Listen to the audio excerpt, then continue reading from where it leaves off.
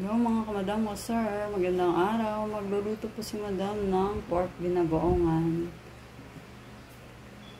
Lagyan na po niya ng mantika yung kawali. Sunod po ay bawang. Pagkatapos niyan ay sibuyas. Nilagyan ko na po yung sibuyas.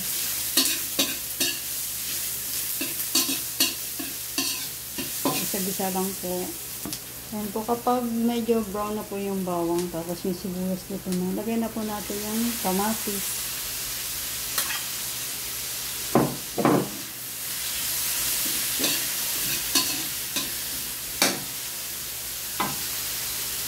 Pagkatapos po ng kamatis, kapag medyo luto na po, lagay na po natin yung alamang.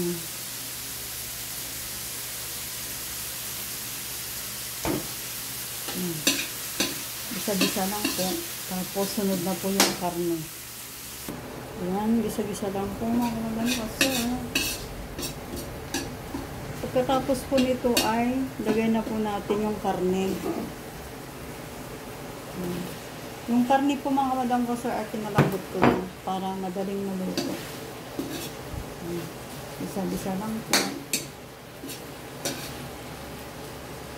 Tapos po, lagyan po natin ng konting toyo, yung pampakulay, para hindi naman halatang ano yung baboy, parang buhay.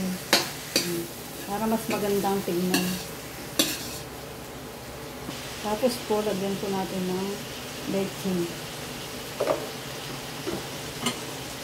Tapos halo-haluin.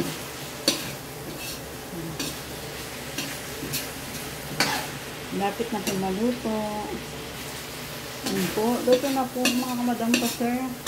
Kasi malambot na po yung karne bago po ginisang. Tapos lagay na po natin yung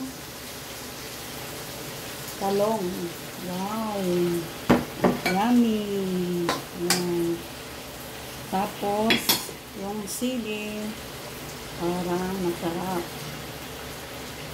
Yummy! Let's eat! Ayan na po yung ginagaong pork si Madam Ilocana. Yummy! Let's eat! Ginagaong pork si Madam. Thank you for watching.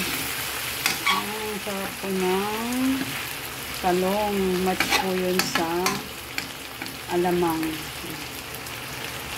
Thank you for watching. Bye! Love you all. Ginagaong pork. Yan.